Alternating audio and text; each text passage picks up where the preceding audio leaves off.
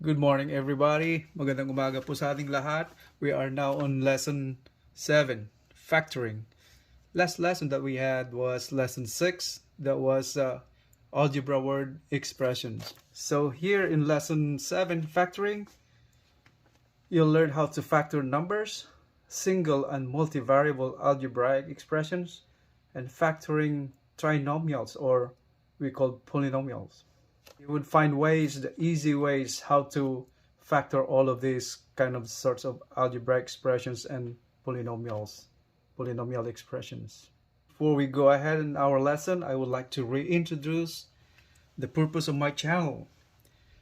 The aim or purpose of my channel is to help anyone willing to learn or relearn mathematics and realize that having good math skills and being able to apply these skills and math concepts will get you places on standard tests in schools, at work, at a workplace, and everyday life. It helps you get ahead, get promoted, or simply save you time solving many real-life problem situations. I want you to discover that learning mathematics is really easy. By following my lectures, I will help you find the easy way to learn math. Now let's go back to our lesson 7, factoring. First, we define factoring. What is factoring? When two numbers or variables are multiplied, we call them factors. And the result of multiplying these factors is called a product. When we break down a product into its factors, that's called factoring. I'll give you an example. So let's say we have number 36. We came up to this product of 36. We multiplied by, let me say, so 9 times 4. 9 times 4. That's called 36, right? So if we multiply these two numbers, we call this the product.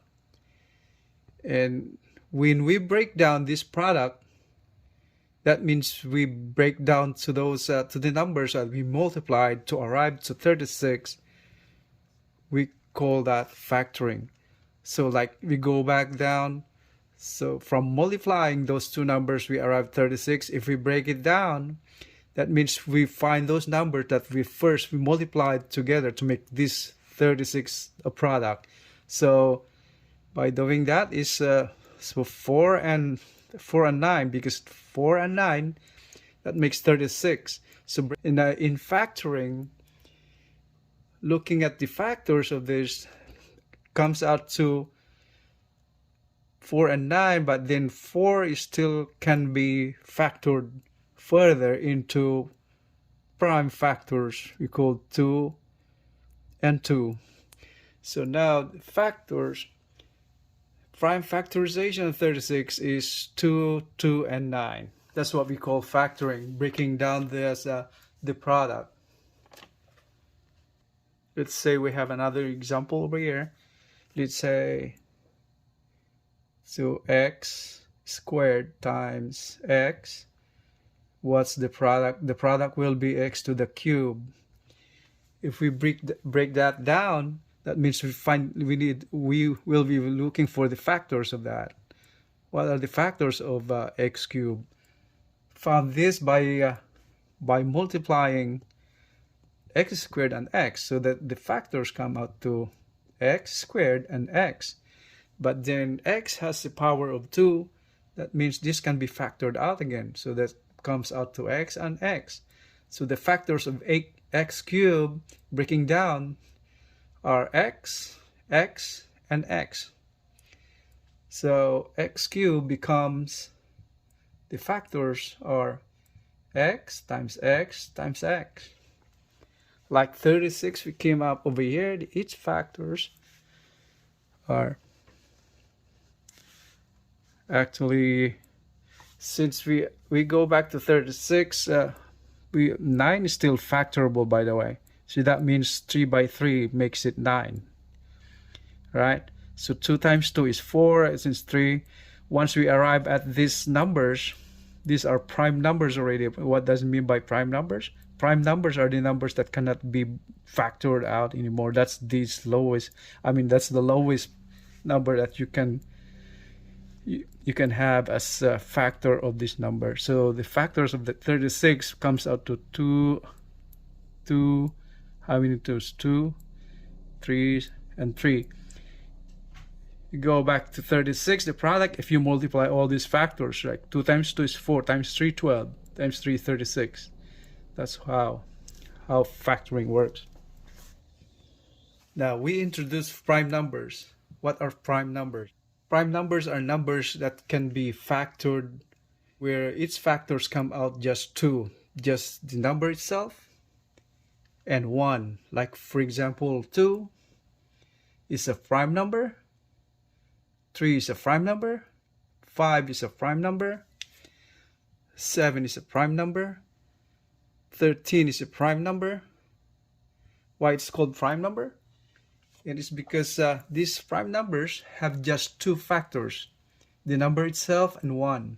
So these factors of 2 are 1 and 2. Factors of 3 are 1 and 3. Factors of 5 is 1 and 5. Same as well on 7, and the same as well on 13. That's what we call prime numbers. You got just 2 factors, the number itself and 1. Now let's go to the second classification of numbers called composite numbers. What are composite numbers? Let's say, for example, 4, 6, 8, 9, 12, 30, and so on. See this? Why it's called composite numbers is because they have more than 2 factors. So that means on 4, we have factors of 2 and 2. How come I just said at least 2? That means we have, like 4, we have two factors, 2 and 2, and at the same time it has 1. But since normally 1, we just not show up 1 right there. It's automatic, got more than 2 factors. So when it comes to 6, composite, the same way. So 2 and 3. So composite numbers are numbers with factors other than the number itself and 1. That means it has other factors aside from those, like 2, 1, and 2. So the same way with 8. Factors of 8 is 2 and 4, and yet 4 can be further factored out. So 2 and 2. So that it becomes 2, 2, and 2. That's a factor. 9 becomes 3 and 3. And 12, what are the factors of 12? So 2 and 6, and yet 6 can be further factored out into 2 and 3. 3 times 2 is 6. That's why 2 and 2 and 3. How about 30? 30 is, let's say, 3 times 10, right? 3 times 10. So comes out to 3 as prime factor already. You cannot factor the other anymore. This and 3 is considered as prime factor because it carries just 2 factors by the number itself and 1.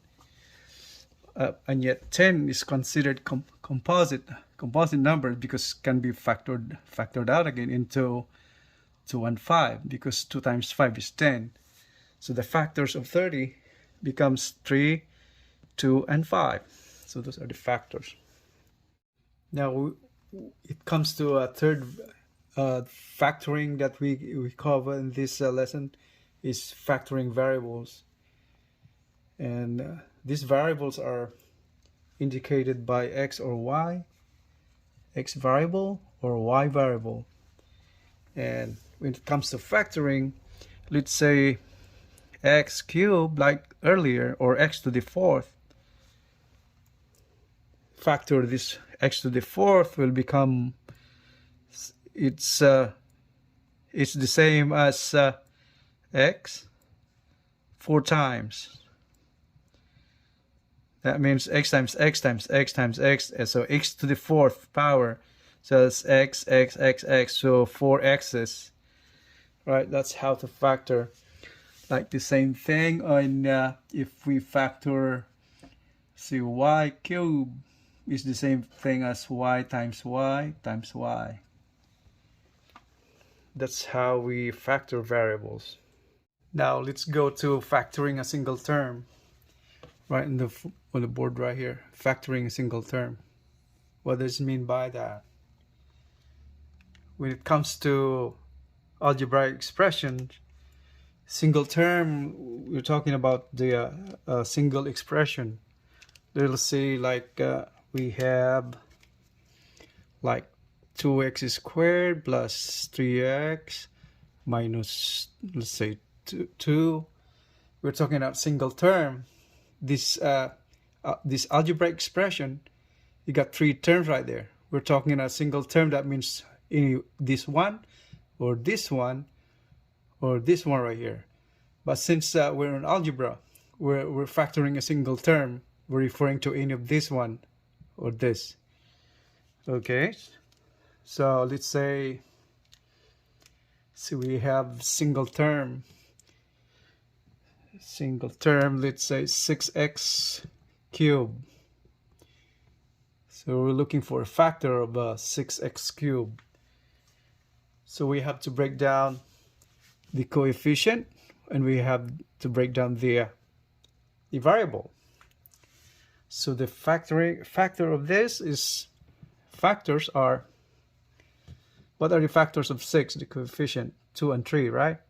So 2 times 3, then x times x cubed is, that means x 3 times, so x times x times x. That's the factor of that single term. And another, let's say another one, let's say 12 y to the fourth. What's the factor of that single term? That means we have to factor the coefficient, and then we have to factor out this variable y to the fourth.